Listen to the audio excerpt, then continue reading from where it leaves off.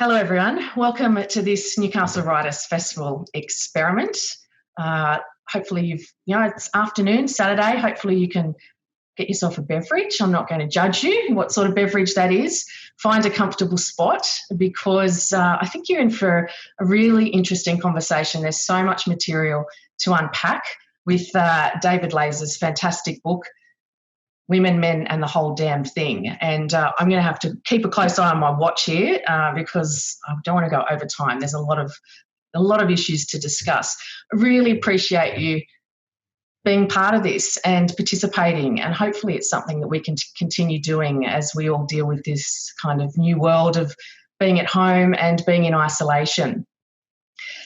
I first came across David Laser because I'm a fellow journalist and like David, my career has been spent on feature writing, so long-form journalism. And there's no one better in the business than David. And so I always admired him from afar. And then a few years ago, he came to the Newcastle Writers Festival on the back of his memoir that concentrated on his relationship with his father, Bernard Laser, an amazing magazine man, very well known in the media industry. And so I kind of met David at that point, and then we've crossed paths at other writers' festivals. And I was at Byron Writers Festival last year when he launched this fantastic book, which we'll touch on in a moment. I want to ask him about that launch. So I'm going to have a chat to David. Welcome, David. Thank you so much for being here. I know it's very strange for all of us getting used to this new format, but I think hopefully it can be the start of something really exciting. So thank you for being here. Well, thanks for having me, Rosemarie. Thank you for such a lovely introduction. Can we start at, I know it's going to be strange, I'm not going to take you back to the actual book, starting the book, but can I take you to the actual book launch in Byron Bay? We were all jammed into a little bookshop down where all the shops are in Byron Bay. It was part of the Byron Writers Festival. And your daughter Hannah was there. I can't remember if your other daughter was there at the time, but there was this incredible love in the room. It emanated from you. It emanated from you towards your daughter. But you were very, you spoke very emotionally about your daughters. Can I get you to talk a little bit, just briefly, about why your daughters have been important in relation to this book? Yeah, absolutely. Well, I think to start with Hannah, my younger daughter, who's 25, she's a little more politicised. She's a lot more politicised than her elder daughter, than her elder sister, my elder daughter, Jordan, who's 30. Jordan's a singer-songwriter, and Hannah is, degrees in international relations and, sort of has worked for NGOs and a very feminism, raised by a feminist mother, and as was her sister, but grew up in a much more political and politicised environment. And this book, Women, Men and the Whole Damn Thing, grew out of an article that I wrote for Good Weekend magazine, which was a cover story back in sort of 2018, early 2018, a few months after the whole Me Too movement had erupted in America. And Hannah kind of begged me not to write the story. Children don't hold back, do they? Children tell it like it is. She just said, "Don't, Dad, please, whatever you do, don't write this story." And I said, "Why?" She's never told me not to write a story before. And she said, because, and I said, "Why?" And she said, "Because I just don't think you get it." And I said, "Well, what do you mean? What don't I get?" She said, "I just don't think you get the Me Too movement." I said, "Of course I get the Me Too movement. Why wouldn't I?" She said, "Because every time we talk about it, you say, but what's this going to do for men and women's relationship in the workplace? But what about false accusations? But what about conflating, the worst transgressions with the least?" She said, "Dad, just shut up and stop saying but, and just listen to women and listen to what we're trying to say, millions of women. And don't just listen to us. Stand beside us. Stand behind us. Bear witness to us. And it was a really powerful moment. And that's what I did. I spent a few months writing that Good Weekend cover story. And then because of the response to the story. And you were over, I mean, I think you said, you say in the book, you know, from every story, from every feature you've ever written, the most overwhelming response was to that feature in Good Weekend. Yeah, yeah. And it was called Women, Men and the Whole Damn Thing. It had that title. Yeah. I think, look, it just was a story that landed in the zeitgeist. And I think because it was a man, because it partly was because it was a man writing about this, because, you know, it wasn't just my daughters, but they really shaped my thinking around this, because also it led me into talking with them about their own sexual experiences, which we talked about before. It wasn't like we were coy about those subjects because it was just father and daughter. We had a very candid relationship about that. But I didn't know the full extent of stuff that had happened to both of them, stuff that was normalised, as it was for millions of women around the world, hundreds of millions of women. It's just, you know, something that's went with the territory of being a woman, being female. But when they talked to me about the things that had happened, and they spent their part of their childhood in Byron Bay, the stuff that sort of went on in Byron just on a normal Saturday night at a party, and the ways in which young men treated women as not even property. They treat their property better than the way they treated women. I mean, one of the things I heard was, you know, Byron Bay on a Saturday night, it was not uncommon for young women to be pissed on by guys if they passed out on the lawn at a party, for guys to just piss on them. And like that wasn't just a one-off. That happened all the time. So I don't kind of like the argument that men often make in this political discussion. Because I've got daughters, I therefore, you know, like I don't think you need daughters to actually see this as a human rights issue. But just purely simply as ethics, an ethical issue. This is how you behave. This is how you don't behave. So, you know, you hear it a lot. I've got daughters, and therefore, well, it shouldn't be the reason. But in my case, it was a really provocative, robust, raw kind of conversations with both my girls around all of this. And so, and particularly with Hannah. And so, yeah, that Byron launch was emotional, because she had been so pivotal in giving me, first of all, confronting me with all the things I needed to be confronted with, but then also just endorsing what I was trying to do. Once she felt once she felt the subject was in safe hands with me. Well, I think she was asking you to do some self-interrogation.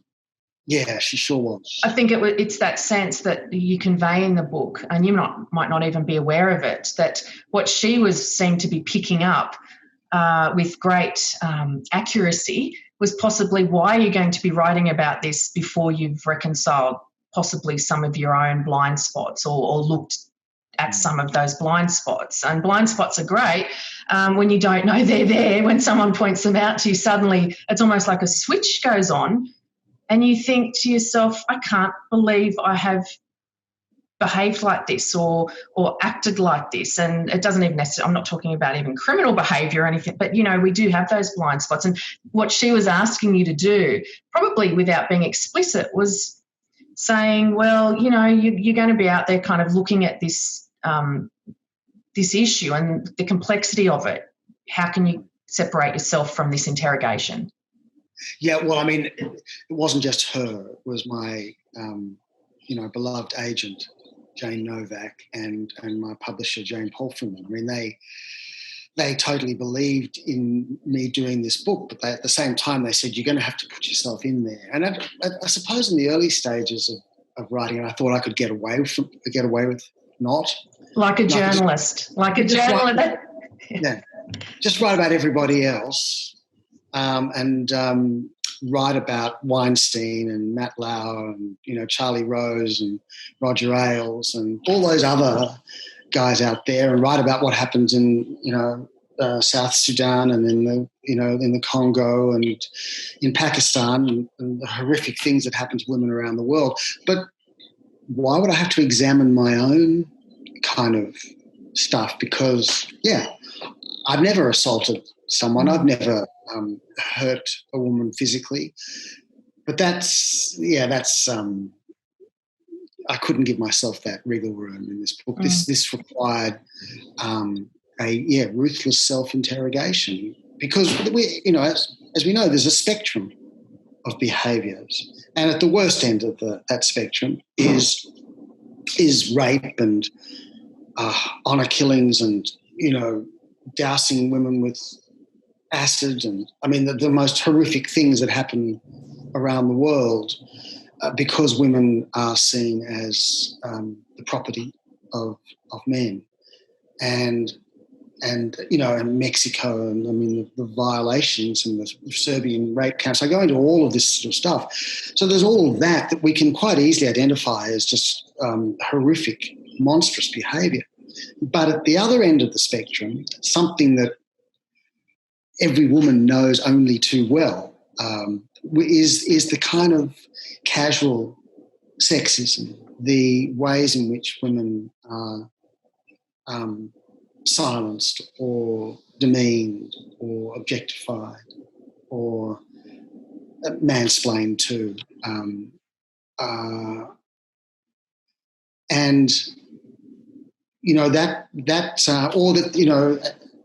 That they're in that kind of fulcrum of, a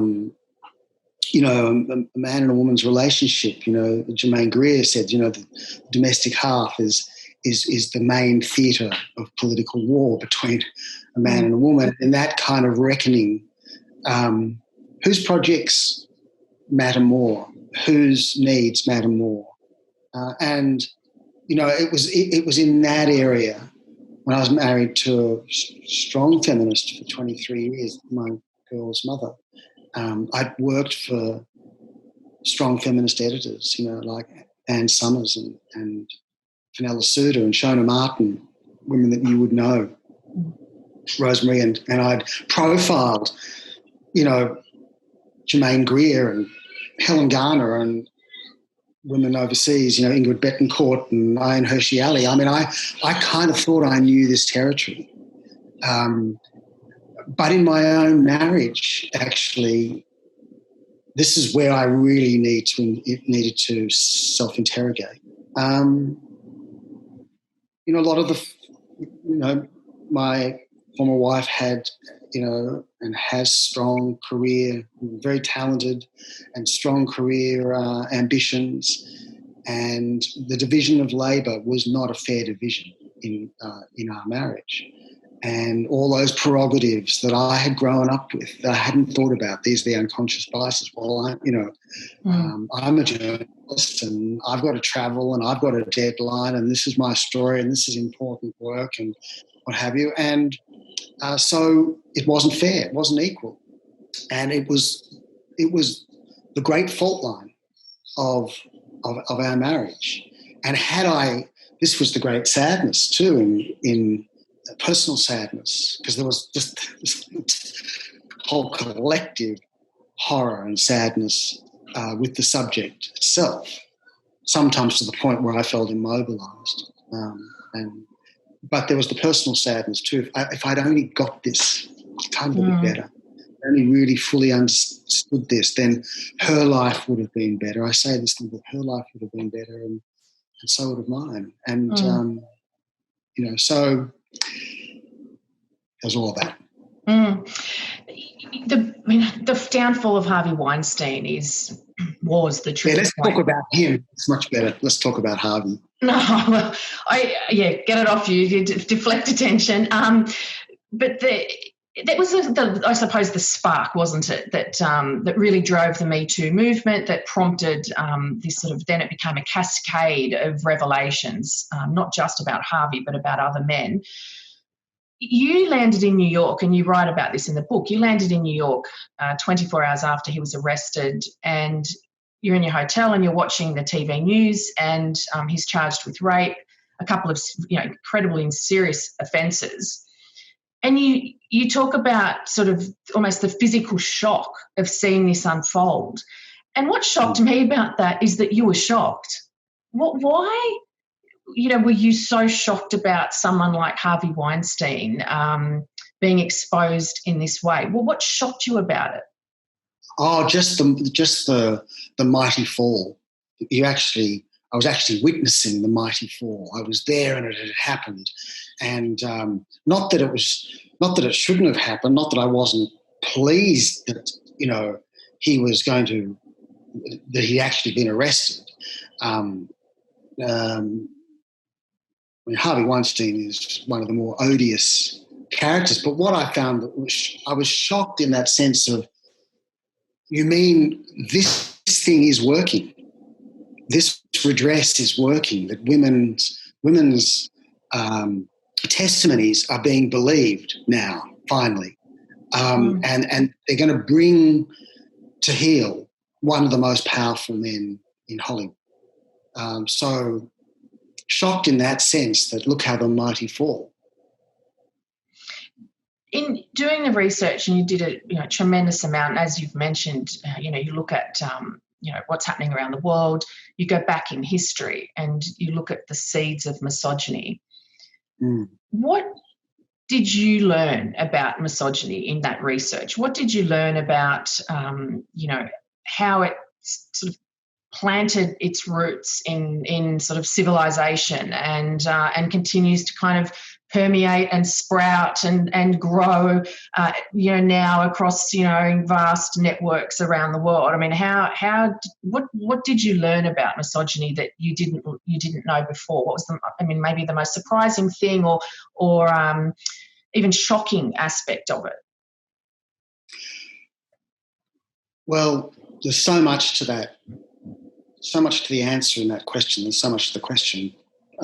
So I think, let me start with, I don't think I really understood that it was a historical process, that it hadn't always been that way, that there hadn't always been a patriarchy, that for thousands of years, back into the Neo-Paleolithic era, as far back as 25,000 BC, such societies all over the world venerated the feminine. It was female deities, and this was all through Europe and Asia and the Middle East, and she went by many names. Nuwa in China, Brigit in Celtic Ireland, Astarte in Canaan, Isis in Egypt. And she was the mother goddess, the divine ancestress, and the earth was seen as feminine. And she was responsible for the bounty of the harvest, for agriculture, and not just that, but the alphabet and for music and language in Ireland. So there was a reverence for the feminine. And that began to change over a period of time. And then we're talking about well before Judaism, well before the Hebrew invasion of Canaan, which was around 1500 BC, from which we get the sort of the foundation textbooks of our Judeo-Christian heritage, which then informed Christianity and the church elders and Christian theologians, and then informed Islam. But I'll get to that in a second. But prior to that, there is lots and lots of evidence that in hunter-gatherer societies, particularly in foraging societies, that women enjoyed equal rights to men, that they shared resources with men, including sexual resources, that men did not control women's sexuality or their sovereignty at all, and that in fact there was what was called partible paternity in many, many parts of the world, in many communities all through South America and in Papua New Guinea and parts of Asia, where, you know, you choose that guy for his hunter-gatherer skills, you choose that guy for his storytelling skills, you choose him because he was funny, you choose him because he was strong or he was handsome. And, you know, there was no concept actually until 1500 BC. Men didn't actually know that they had any role in the fact of children. You know, until 1500 BC, and this arrived in the form of the Hittite myth, which actually made men aware that coitus and childhood and childbearing was related. Until that time, women were impregnated by the river or the moon, or, you know, it was an animist kind of divine provenance thing. Once men realised that they had something to do with childbearing, they had power. There was a power. There was a sense of being able to stake a claim. That's right, and so that happened. Again, it was not one period of time, but that happened. That was 1500 BC. But in 1,000 years before the Indo-European invasion of the Middle East and North Africa and Asia, they brought with them an idea of a masculine god. Until that, there had been no male god worship in Europe prior to 2500 BC. The earth was feminine. And once they started introducing the idea of a masculine god, women's rights began to alter significantly.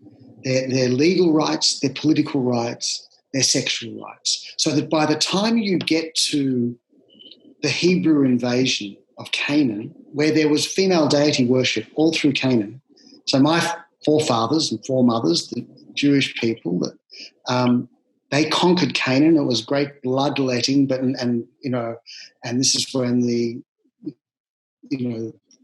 state of Israel, first state of Kingdom of Israel, was established.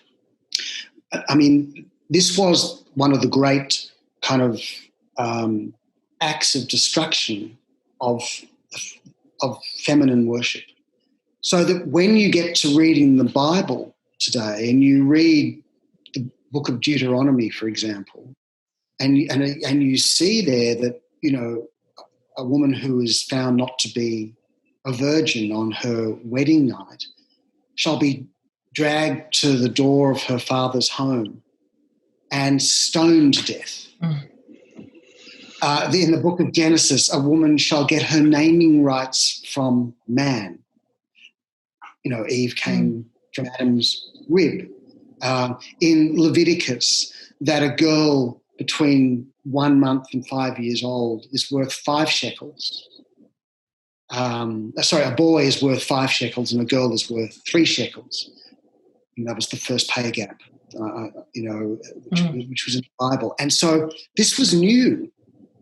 This hadn't existed in ancient Mesopotamia and ancient Sumeria and ancient Babylon and in the ancient world before, in hunter-gatherer societies. This was a new idea of the role of the feminine.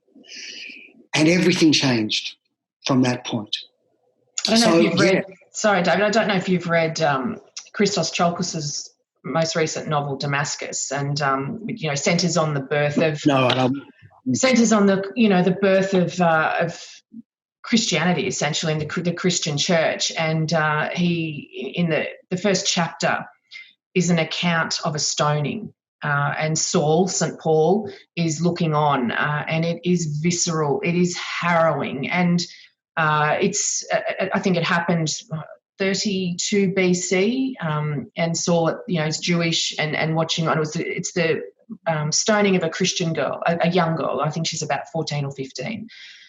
And everyone who reads the book talks about that, and I've been at events where he's asked about it, and I think because there's a sense when you're reading it, you've amped it up, you've just, you just can't comprehend the experience of it. It's, as I said, it's so visceral. There's this poor girl, and what you're talking about is the the beginning. Religion obviously comes into play. The beginning of this sense that the female is worth less. And I know that you're in the book, you refer to Thomas Aquinas, the Christian philosopher, and he is declared a woman to be an incomplete man, an accidental being.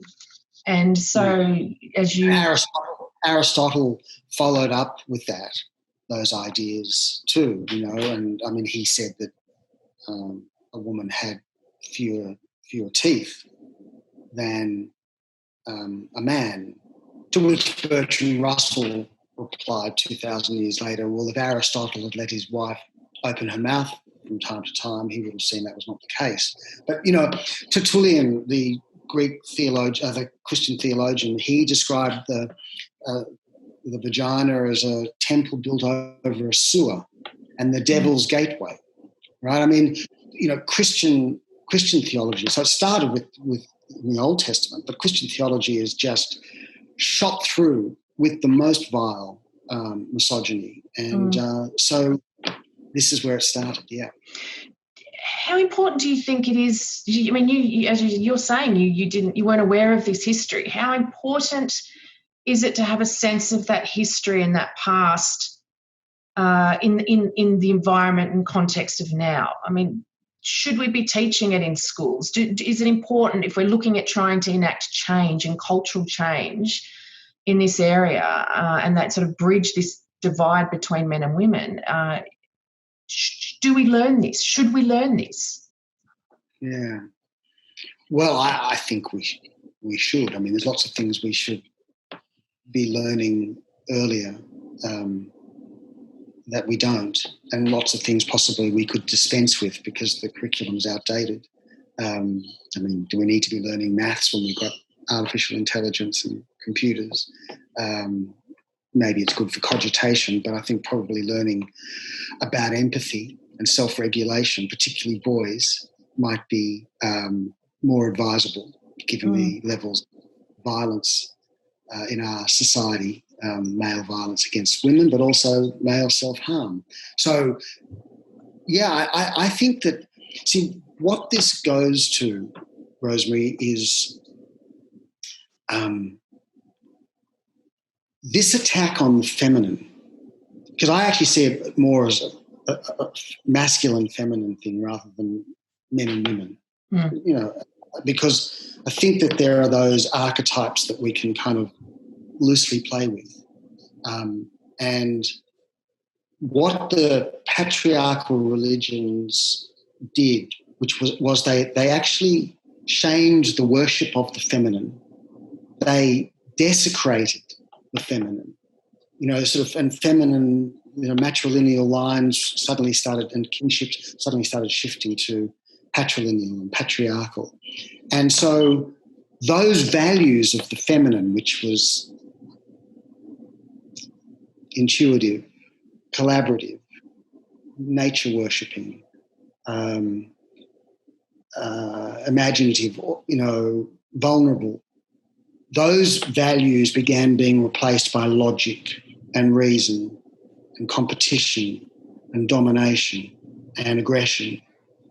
And as I come to in my book, that also did terrible damage to men, because every child that enters the world, with very few exceptions, has all of those sweet, tender, vulnerable, delicious qualities that is what makes children what they are, who they are. But the values of softness and tenderness, those archetypal feminine values, get shamed and bullied out of boys as they grow up. And we see it in all kinds of cultures. Don't be a sissy. be a man, don't cry, suck it up.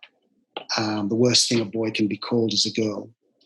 And what does that tell boys about the feminine? It tells them that it's inferior, and that they will not actually cut it as a man if they display or betray those kinds of things. So that's the tyranny of the patriarchy, not just on women, but on men. Yes, I mean, you write about the impact of patriarchy on men and boys, and I know, Clementine Ford's book, Boys Will Be Boys, also touches on this, that we're all damaged by patriarchy. It's narrow-minded to think and just concentrate on the damage it inflicts on women, because, as you're saying there, boys and men also pay a price for this. But it's whether or not you're prepared to address that. I mean, and even see that. What's your view about it? Do you think a lot of men don't see that they're damaged by patriarchy? Or and in a way, why would they? It allows men to flourish. It allows men to dominate boards, to earn more money than women, et cetera, et cetera. The list goes on. Yeah, it's true. A lot of men don't. Well, look, a lot of men don't see the privileges or the entitlements that have come their way by virtue of being men, because that's just the air that we've breathed, But also there are a lot of men who see the way in which their communities have been broken, their jobs and industries have been decimated, and they don't feel power.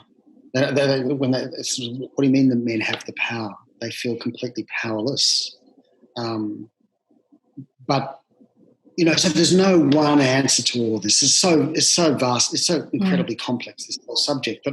But I do think that a lot of men, and this is where the men's rights movement comes in, and figures like Jordan Peterson, who appeal, sort of very well to this kind of collective grievance of some men who cast around for someone to blame. And, a lot of the time they blame women. They blame feminism for what's happened to their industry or community. I mean, that wasn't women who did that. But they see it as, because women, 60% of the graduates are women, 60 to 70% of the talent that's coming through universities and going into top paying positions are women. So some men who would prefer to see women as the enemy or refugees as the enemy or whatever, rather than the shifting socioeconomic kind of forces that have, the whole ground has shifted under our feet. And that's not women, that's not migrants, but it's a very, very convenient scapegoat. And I think that, if there are men who are doing wonderful men's work in this country and elsewhere, who go into communities and talk to men who feel really aggrieved and really powerless. And when you start unpacking this, I think many of them come to realise it wasn't women who took their jobs. And it wasn't their job in the first place. That presumption that it was their job, my job. There's a great TED talk by Michael Kimmel called A Black Woman Took My Job, and he unpacks this idea, whoever said that it was your job in the first place. Yeah. Again, it's that sense of entitlement. Yeah. So you've got to be very careful with all of this, though, because there are a lot of broken men who have grown up, like I grew up, thinking that my main job as a man was to be the provider. Lots of studies that look at what are the main definitions of masculinity, and almost the principal one is that the man will be the provider for his partner and children.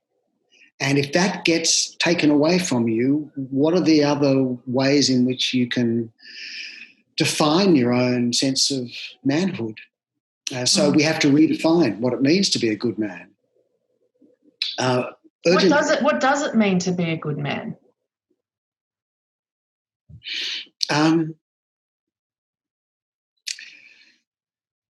Well, I think it's what does it mean to be a good person? You know, it's to be generosity and kindness, resolve where resolve is required, ambition where ambition can get you certain places, but not at the expense of those around you. You know, strong and tender, not to be ashamed of your vulnerability, to see your strength in vulnerability, not to view women with respect, to raise your boys, your sons, to respect women. And I mean, it's such a big thing. What does it mean to be a good man? What does it mean to be a good woman? You know, but I think there's just basic criteria out there around what being a good human being is. But something about challenging the model of manhood that boys are presented with from a very early age, I think it's crippling. It cripples boys early on when these models of manhood kind of severs something kind of that's just natural inside every human being, which is to feel things and to feel things strongly and to not have those feelings bullied or shamed or at worst beaten out of you because they're regarded as unmanly. That does tremendous damage to boys early on. And is it any surprise then that when relationships later on in life get complicated, that men have absolutely no capacity, some men, to respond in a healthy way? There's so much. I mean, I've got notes and notes and questions and questions. We are running out of time. So I might finish on this question. I mean, you invite men to self-interrogate. You invite men to read the book, but you also invite them to, I suppose, take on that challenge, which you did in writing the book, about interrogating the way they behave, their actions, and the way they fit within, you know, patriarchy, their place within this system. Have they taken you up on that? I mean, I know you can't know every reader and you can't, but I know anecdotally you have conversations, you might be at a friend's house and the topic of your book comes up. I mean, what's your sense of it? Because my feeling is women will read this book. Women will take this on and read this, and I think it's very valuable for women to read it as well. But do you think men are going to have taken on that challenge? The book's been out now for about 6 months or so, roughly. Have they taken it on? Well, I know a lot of women who've kind of foisted it on the men in their life. You know, that one said to me, I'm going to leave you unless you read this book. And he did read it. Oh, I thought you said she did leave him. I thought you... No, he read it. They're still together. Good on him. Yeah. Look, I know a lot of guys who read it. I mean, I can't say how many of the copies sold have been bought by men or for men, but a lot of men have contacted me and they've thanked me. And as you say, it was principally written for men. I didn't want to tell women what to think. That's been happening for centuries, men telling women what to think. But I did want to write this and invite men to come on this kind of journey with me. And the ones who have, they've just said, thank you. You know, I guess, you know, to distill it into one thing, it's like I had no idea. I had no idea where my views came from, where my objectifying talk came from, where all of this stuff came from. And, you know, you've helped me unpack this. And I'm looking back on my behaviour in a new way. So I have had a lot of that anecdotally. So that's really gratifying. Well, you did take it on, and I know that through conversations at various times how challenging it was. And I also know that you admit, I mean, the first sentence of the book is, what is a straight, middle-aged, privileged white male doing, taking this on? And there was agitation when, from certain people about you doing this book. But because I know you, I know that you would have been taking it on with great sincerity, and I know you would have applied all your journalistic skills to it. So I didn't have that same feeling. I know that, as I said, some critics said, "Oh, what, another man, taking it on and mansplaining his writing," because it was right in the thick of the meat. When you started the book, the Me Too movement had just taken off. So got to put it in that context. Things have moved along now. Our focus is definitely at the moment, I would say, not on Me Too, even though Harvey Weinstein's now sitting in Rikers with COVID, which you couldn't really make up, could you? Could you have imagined when he was arrested that first time that A, he would end up sentenced, and B, that he would end up with, part of this pandemic that is dominating a lot of our thoughts at the moment, and a lot of our focus. Thank you for having a chat to me. There's so much more we didn't get to. Read the book, Women, Men, and the Whole Damn Thing. It's really good. Give it to the men in your life. Give it to those, even teenagers. I think there's a lot to be gained from it, even at the teenager age. If you want to buy the book, there'll be information in the session description. You can click, it'll go through to our fantastic bookseller, McLean's, to the team there, and you don't have to leave the comfort of your home. If you do want to donate to the festival, if you want to support us as we look ahead to 2021, by all means, feel free. There's also a link there for this. But thank you so much, David. Thank you, everyone, for participating. Give us your feedback. As a festival director, this is new territory for all of us. We've all had to kind of leap into the unknown, but I think this is going to be the way we do things for some time yet, and we want to be there with you while you're isolating and offer some comfort. So we're going to look at doing some events fairly regularly in this way, and we appreciate your support. Thank you.